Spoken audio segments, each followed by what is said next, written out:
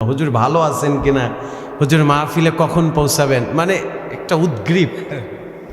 আল্লাহ কবুল করুন, পড়েন আমিন। আমরা ব্যক্তহীন কণ্ঠে বলতে চাই, এদেশের রেমিডেন্স যোদ্ধারা হচ্ছে আমার দেশের সম্পদ, ঠিক কিনা? যদি তাদের সাথে বেয়াদবি করা হয়, গোস্তাকি করা হয়, ওই যে এয়ারপোর্টে বসে তাদেরকে যদি অপমানিত লাঞ্ছিত করা হয়, এদেশের মানুষ আবার গর্জে উঠবে, ঠিক কিনা বলেন? রেমিডেন্স যোদ্ধাদের কারণে এদেশ ঠিক আছে, ঠিক কিনা? আমরা সুস্থ আছি, সবল আছি, ভালো আছি। এরা যদি রেমিডেন্স অফ করে দেয়, আমাদের কপালে কত দুঃখ আছে সেটা রিসেন্টলি আমরা টের পাইছি একবার, ঠিক কিনা বলেন? আল্লাহ ওর প্রবাস জিন্দিগি সুন্দর সুখময় করুন, পড়েন আমিন। আল্লাহ তাআলা, বাবা মা আছে নাকি তার? আম্মা আছে না? মায়ের হায়াতে বারাকা দিক, আর বাবার কবরটা জান্নাতের টুকরা করে দিক, পড়ে আমিন। বাবা মা যে কত নিয়ামত, আহা! রাসূল বলেছেন, আন-নাযরু ইলা ওয়াজহিল ওয়ালিদাইন, তিন জায়গায় তাকালে সওয়াব, এর ভিতরে অনন্য হচ্ছে যারা পিতামাতার দিকে তাকায়। সুবহানাল্লাহ। লক্ষ লক্ষ কোটি কোটি টাকা খরচ করে লোক নিয়ে এরপরে হজে যায়, সেখানে হজ কবুল হতেও পারে, নাও হতে পারে, কিন্তু ঘরে যে বৃদ্ধা মা বাবা, তাদের চেহারার দিকে তাকালেই কবুল হজের সওয়াব আল্লাহ লিখে দিবেন। সুবহানাল্লাহ। এই যে দাড়ি পেকে গেছে না এদের, এই যে আপনি তো দেখেন না, এরা খুব কাঁদে কেন জানেন? যখন সিজনটা চলে আসে, ফলের সিজন, বাজারে গেলে খুব মন চায়, আরে আব্বা যদি বাইচা থাকতো ফল নিয়ে যাইতাম, মা যদি বেঁচে থাকতো ঈদের সময় মায়ের জন্য একটা কাপড় কিনে নিতাম। কারণ তাকে আজকে ডাকার মতো সন্তান আছে, আজকে উঁচু কণ্ঠে আব্বা আব্বা বলে ডাকে, মা মা বলে ডাকে, কিন্তু এই বুড়াটারও মনে চায় একটু আব্বা বইলা ডাক দিতে, মা বইলা ডাক দিতে, কিন্তু তারা ঘুমায় আছে কবরে, ঠিক কিনা? তো আল্লাহ তাআলা রুহুল আমিন ভাইয়ের বাবার কবরটা জান্নাতে টুকরা করুক, মায়ের হায়াতে বারাকা দান করুক, পড়েন আমিন। আমার সাথে ঠোঁট মিলিয়ে পড়ুন, আউযু বিল্লাহি মিনাশ শাইতানির রাজিম, বিসমিল্লাহির রাহমানির রাহিম। ওয়া মিনান নাসি মান ইয়াশরি নাফসাহু ইবতিগা মারদাতিল্লাহ, আল্লাহু রাউফুম বিল ইবাদ। সাদাকাল্লাহুল আযীম ওয়া সাদাকা রাসূলুহুন নাবিয়্যুল হাবিবুল কারীম ওয়া নাহনু আলা যালিকা মিনাশ শাহিদিন ওয়াশ শাকিরিন ওয়ালহামদুলিল্লাহি রাব্বিল আলামিন। আলহামদুলিল্লাহ। আব্বা মনোযোগ আছে তো? মনোযোগ দিবেন ইনশাআল্লাহ। দেখেন, আল্লাহ তাআলা মুখাতেব করেছেন পৃথিবীর মানুষদেরকে। আল্লাহ বলছেন, গোলাম শোনো, রাসূলকে মুখাতেব করে পৃথিবীর মানুষদেরকে আল্লাহ তাআলা সতর্ক করে দিলেন। আল্লাহ বলছেন, ওমিনান নাস, মানুষের মাঝে এমন কিছু মানুষ আছে, মাইয়াশরি নাফসাহু ইবতিগা মারদাতিল্লাহ, যারা নারীর পাগল না, গাড়ির পাগল না, সম্পদের পাগল না, সন্তান সন্ততি চেয়ার ক্ষমতার পাগল না, যারা একমাত্র শুধুমাত্র কেবলমাত্র আল্লাহ এবং তার নবীর পাগল। সুবহানাল্লাহ। আছে না? এমন আছে না? আছে।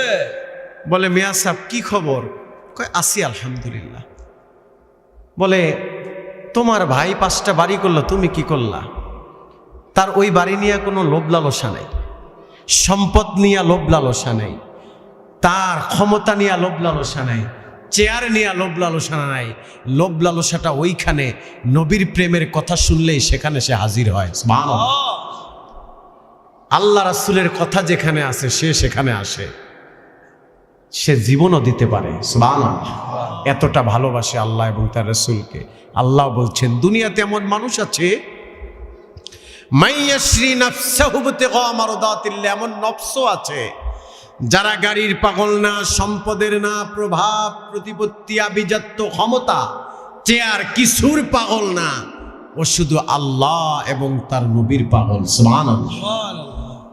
নবী তুমি আমার হয়ে যাও, বলেন নবী তুমি আমার হয়ে যাও, রাসূল তুমি আমার হয়ে যাও, তুমি আমার আমি তোমার, বলেন তুমি আমার আমি তোমার, একবার কথা দাও, রাসূল তুমি আমার হয়ে যাও, নবী তুমি আমার হয়ে যাও, তুমি আমার আমি তোমার, তুমি আমার আমি তোমার, একবার কথা দাও, রাসূল তুমি আমার হয়ে যাও, নবী তুমি আমার হয়ে যাও। বলেন ইয়া রাসূলুল্লাহ, আর মহব্বতে বলেন ইয়া রাসূলুল্লাহ। নবীর সাহাবীরা একটু শুনবেন, হাদিস শুনবেন কেমনে ভালোবাসছে দেখেন। আল্লাহর হাবিবের একজন জলিলুল কদর সাহাবী, নাম হলো, মানে মক্কা জীবনে, একটু মনোযোগ দিয়ে শুনেন, কারণ শেষ ভালো যার সব ভালো তার। আগেই বলছি আজকের মাহফিলটা জীবনের শেষ মাহফিল হতে পারে। ভাইরা আমার, বন্ধুরা আমার, কান লাগায়া শোনেন। আল্লাহর হাবিবের জলিলুল কদর সাহাবী, মক্কার জীবনের এত দরিদ্র সাহাবী নবীর ছিল না, এত গরিব সাহাবী। তিনজনার ফ্যামিলি, কয়জনার? হযরতে আম্মার, হযরতে ইয়াসির, হযরতে সুমাইয়া। সুবহানাল্লাহ বলেন। তিনজনার ফ্যামিলি, স্বামী, সন্তান, স্ত্রী, এই তিনজন। নবীর মক্কা জীবনে এত গরিব ফ্যামিলি সাহাবী নবীর ছিল না। তো সুমাইয়াকে তো কত নির্মমভাবে কাফেররা শহীদ করেছেন, এই ঘটনা আপনারা জানেন। কিন্তু ওই যে ছোট্ট সন্তান হযরতে আম্মার ইবনে ইয়াসির, বুখারীর বর্ণনা, কিতাবুল ঈমানে পাওয়া যায় হাদিসটা। ছোট্ট আম্মার ইবনে ইয়াসির, মুসান্নিফরা বলেছেন বয়স হলো 7 বছর, কেউ কেউ বলছেন 9 বছর, বিশেষ করে ইমামে কাস্তালানিও বলেছেন 9 বছর। আবার যিনি কসাসুল কোরআন লিখেছেন ইবনে হাজার আসকালানি, তিনিও লিখেছেন এই বাচ্চার বয়স হলো 9 বছর। আমরা 9 বছর ধরে নিলাম। 9 বছরের বাচ্চা কি অনেক বড়? কথা কয় না, অনেক বড়, অনেক কিছু বোঝে সে না, ছোট্ট বাচ্চা। তো মাকে শহীদ করে দিয়েছে। হ্যাঁ, আবু জাহেলের কানে তথ্য আসছে যে এর মাকে তো মারছ, কিন্তু এই ছেলেটা কথা বলে নবী যেমনে কথা বলে তেমনে, লেনদেন করে নবী যেমনে লেনদেন করছে তেমনে, নবী যেমনে খায় ও তেমনে খায়, নবী যেমনে ঘুমায় ও তেমনে ঘুমায়, নবী যেমন দাড়ি রাখছে ও তেমন ট্রাই করবে। সে বলে বেড়ায় যে আমি বড় হলে দাড়ি রাখবো নবীর মতো। নবী যেমন লেনদেন করে সেও তেমনে লেনদেন করে। এক কথায় নবী যেমনে চলে ওইভাবে চলার সে চেষ্টা করে। আহারে, আবু জাহেলের মেজাজ গেছে খারাপ হইয়া যে আমি ওর মাকে মারলাম আর ওর শক্তি এত বেড়ে গেছে। এবার তিনি কি করলেন? 7 জনকে নিয়ে বের হয়ে গেছেন, কাফেরদের বড় বড় 7 জন নেতা, এদেরকে নিয়ে বের হয়েছে 9 বছরের বাচ্চারে শায়েস্তা করবে। নাউজুবিল্লাহ বলেন। খুঁজতে খুঁজতে বেচারারে পাইয়া গেছে কোথায়? হাতিমে কাবার চত্বরে। তিনি দাঁড়ায়া দাঁড়ায়া তার পাঞ্জাবি সেলাই করতেছে। সুবহানাল্লাহ। পিছন দিয়া লাথি মারছে আবু জাহেল। নাউজুবিল্লাহ বলেন। ছোট বাচ্চা তো উল্টি খাইয়া পইরা গেছে। কলারটা ধরে টান মাইরা তাকে উঁচু করে দাঁড় করাইছে।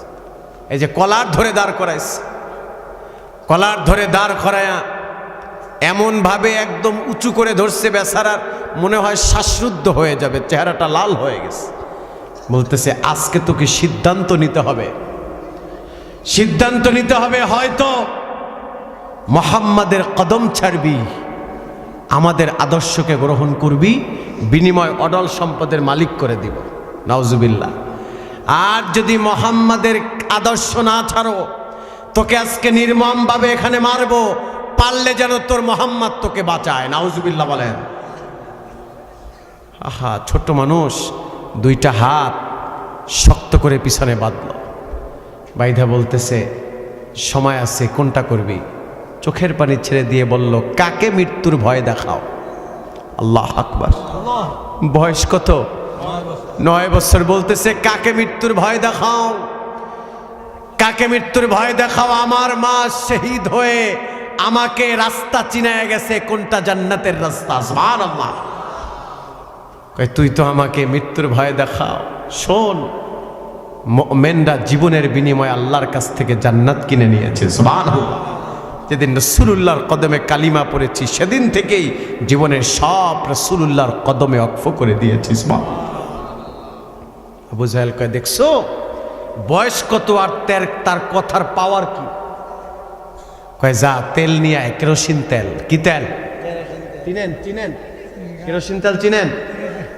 কেরোসিন তেল নিয়ে আসছে। আয়েশা তামাম শরীরে কেরোসিন মাইখা দিস, তামাম শরীরে কেরোসিন তেল মেখে দিয়ে এবার তীরের মাথায় একটা নেকড়া লাগায়া সেখানে আগুন ধরায়া টান টান করে তীরটাকে ধরছে। আর ডেকে ডেকে বলল, শোনো শোনো, তোমাকে এখন সিদ্ধান্ত নিতে হবে, এখনো সময় আছে।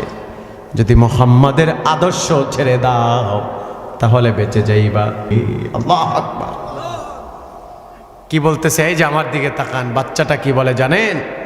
বাচ্চাটা বলতেছে, শোনো, তুমি তো আমাকে মারতে চাও, আমি সেই সত্তার কসম করে বলি, আমার আল্লাহ যদি আমাকে দুনিয়াতে বারবার পাঠাতো, আমি রাসূলুল্লাহ মুস্তাফার কদমে আমি বারবার শহীদ হতাম, জীবন দিব, তবুও ঈমান বিক্রি করব না। আল্লাহু আকবার। বয়স কত? বলেন কয় বছর? কয় মুস্তাফার কদমে জীবন দিব, কিন্তু বাতিলের কাছে ঈমান বিক্রি করব না। আল্লাহু আকবার। তীরটা ছেড়ে দিয়েছে, এসে তার এই ডান কাঁধে লেগেছে। তামাম শরীরে কেরোসিন মাখানো, দাউ দাউ করে আগুন জ্বলছে। কাফের মুশরিক বেদিনরা কুরাইশরা সহ চারদিকে ঘেরাও করে দাঁড়িয়েছে। দাঁড়ায়া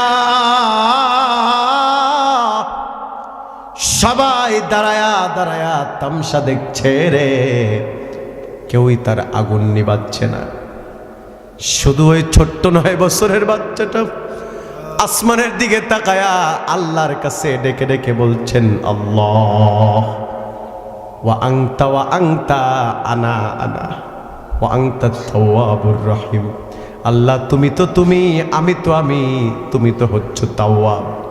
আল্লাহ তুমি আমাকে মাফ করে দাও, আমি যদি শহীদ হয়ে যাই আমাকে আমার মায়ের সাথে একই জান্নাতে রাখো।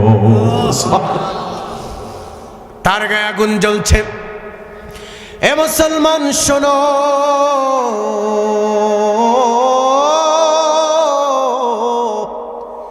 নবীর প্রেম কাকে বলে রে? ছোট্ট বাচ্চাটার গায়ে দাউ দাউ করে আগুন জ্বলছে। এই কথাটা আল্লাহর হাবিব নূর নবীজি সাল্লাল্লাহু আলাইহি সাল্লামের কানে পৌঁছে গেল। সুবহানাল্লাহ। হাদিস শরীফ খুঁজলে পাওয়া যায়, নবীজি জীবনে 2 বার দৌড় দিয়েছে শরীরের শক্তি কাজে লাগায়া। একবার দৌড় দিয়েছিলেন নবীজি বিদায় হজের সময় সাফা মারওয়া সাই করতে গিয়া। আর একবার নবীজি দৌড় দিয়েছিলেন যখন ছোট্ট 9 বছরের বাচ্চার গায়ে আগুন লাগায়া দিছে। নবীজি এমন একটা দৌড় দিয়েছেন যেমন করে সন্তান মারা গেলে বাবা পাগল হয়ে যায়, সন্তান মারা গেলে মা যেমন অস্থির হয়ে যায়। আহারে, বাবা মা মারা গেলেও আবার সন্তান যেমন অস্থির হয়ে যায়, রাসূলুল্লাহ এমন দিশেহারা হয়ে দৌড় দিয়েছেন, আল্লাহর হাবিবের জাসাদ মোবারক থেকে চাদর মোবারক জমিনে পড়ে গেছে। সুবহানাল্লাহ। নবীজি দৌড় দিয়ে চলে গেছেন। এত জোরে দৌড় দিয়েছেন, গিয়া দেখে তার গায়ে দাউ দাউ করে আগুন জ্বলছে। নবীজি আমার দুইটা হাত আসমানের দিকে উঁচু করে ধরলেন, সুবহানাল্লাহ বলেন। দুইটা হাত উঁচু করে ধরলেন, আল্লাহর কাছে ডেকে ডেকে বলল, মালিক আমার, কাফের মুশরিক বেদিনরা আমাকে কত কষ্ট দিয়েছে, ঘাড়ের উপরে পচা নারী ভুঁড়ি চাপায়া দিছিল, তোমার কাছে বদদুয়া করি নাই। আল্লাহ তায়েফে ওহুদে রক্ত ঝরাইলাম, আল্লাহ তোমার কাছে বদদুয়া করি নাই। আল্লাহ কত না খেয়ে থেকেছি, পেটের সাথে পাথর বেঁধেছি, কখনো তোমার কাছে দোয়া করি নাই, খাবার চাই নাই। আল্লাহ কত রক্তাক্ত হয়েছি, তোমার ফেরেশতারা বলেছে বদদুয়া করেন, বরং সেটা করি নাই, বলেছি আল্লাহুম্মা হদি কওমি ফাইন্নাহুম লা ইয়ালামুন, আমি হেদায়েতের দোয়া করেছি। আল্লাহ কখনো তোমার কাছে হাত তুলি নাই, আজকে হাত দুইটা তুললাম এই কারণে, আমার ছোট্ট 9 বছরের সাহাবী হযরতে আম্মার ইবনে ইয়াসির, ওর গায়ে কাফেরেরা আগুন ধরায়া দিছে। আয় আল্লাহ, আমি রাসূলুল্লাহ দোয়া করলাম, তুমি আমার হাত ফিরাইয়া তো দিবা না আমি জানি। আয় আল্লাহ তাআলা, তুমি আমার আম্মার ইবনে ইয়াসিরকে এই জ্বলন্ত আগুন থেকে আমার সাহাবীটাকে তুমি মুক্তি দিয়া দাও। সুবহানাল্লাহ, আল্লাহু আকবার। তাহলে রাসূল হাত তুলেছে, সেই হাত কি বৃথা যাবে? কথা বলেন, যাবে? নবীজি হাত তুললেন, সঙ্গে সঙ্গে জিবরাইল হাজির। জিবরাইল এসে বললেন, ইয়া রাসূলুল্লাহ, ইয়া হাবিবাল্লাহ, আপনি টেনশন নিয়েন না, আল্লাহ বলেছেন আপনি আগুনকে একটা ধমক দেন, ধমক দিলেই আগুন নিভে যাবে। সুবহানাল্লাহ। নবীজি আমার আগুনকে একটা ধমক দিলেন, ইয়া নার, ইয়া নারু কুনি বারদাও ওয়াসালামান আলা আম্মারিন কামা কুনতে আলা ইব্রাহিম। সুবহানাল্লাহ। ডেকে ডেকে বললে, আগুন শোনো, তুমি যেমন করে আমার দাদা ইব্রাহিমকে শীতল করেছো, আগুন তোমাকে আমি হুকুম করে দিলাম, তুমি আমার আম্মার ইবনে ইয়াসিরকে আমার দাদা ইব্রাহিমের মতো শীতল করে দাও। সুবহানাল্লাহ। সঙ্গে সঙ্গে আগুন নিভে গেল। আল্লাহু আকবার। আম্মার ইবনে ইয়াসির মাটির দিকে তাকায়া তাকায়া কান্না করছে। রাসূল কপালে চুমু দিয়ে বলল, কেন কান্না করছো? বললেন, ইয়া রাসূলুল্লাহ, ইয়া হাবিবাল্লাহ, আমার মতো হতদরিদ্র সাহাবী আপনার একজনও নাই, আমার মতো এত কম বয়সী সাহাবীও আপনার এখানে নাই। ইয়া রাসূলুল্লাহ, ছোট্ট 9 বছরের সাহাবীর জন্য আপনার জান্নাতি হাত আসমানের দিকে তুলেছেন, আমার মতো সৌভাগ্যবান আর কে আছে? সুবহানাল্লাহ, আল্লাহু আকবার। নবীজি আমার বুকে শক্ত করে জড়ায় ধরে বললেন, এখানেই শেষ না, কিয়ামতের ময়দানে আমি রাসূলুল্লাহ, আনা আউয়ালুন নাসি খুরুজান ইযা বুইথু ওয়া আনা খাতিবুহুম ইযা ওয়াফাদু ওয়া আনা মুবাশশির। আল্লাহু আকবার। এই যে 50 আলফ সানা মিম্মা তাউদ্দুন, 50,000 বছর মানুষ হিসাবের জন্য দাঁড়ায় থাকবে হাসরের ময়দানে, 50,000 বছর বসে হিসাব দিবে। সেই কঠিন বিভীষিকাময় যেদিন সূর্যের তাপে মগজগুলো টকবক করে ফুটবে, যেদিন জিহ্বাটা নাভি স্থল পর্যন্ত বের হবে, জমিনটা পুরে তামা হয়ে যাবে, কেউ কাউকে চিনবে না। মা সন্তানকে চিনবে না, মাকে বলা হবে আপনার সন্তান, বলবে দুনিয়াতে আমার কোনো বিয়েই হয় নাই, আমার সন্তান আসবে কোথা থেকে? বাবা বলবে আমার কোনো সন্তান নেই, সন্তান বলবে আমার কোনো বাবা মা নাই। ওই কঠিন মুসিবতের দিন কেউ কাউকে চিনবে না। রাসূল বলছেন, সেই মুসিবতে আমি রাসূলুল্লাহ যখন জান্নাতে যাব, আমি হযরতে সুমাইয়া, হযরতে আম্মার, হযরতে ইয়াসিরকে ছাড়া আমি রাসূল জান্নাতে ঢুকবো না। সুবহানাল্লাহ, আল্লাহু আকবার। এটা হচ্ছে ঈমানের দাবি। দেখেন, ঈমানের জন্য পরীক্ষা দিয়া সে ঈমানের ত্যাগে সে জান্নাতের সুসংবাদ পায় গেছে, ঠিক কিনা বলেন? আর আমরা আশেকের রাসূল শুধু তবারকের লেগে দৌড়াই, সিন্নির লেগে দৌড়াই, আর সময় আসলে আমাদের অস্থিরতা বেড়ে যায়।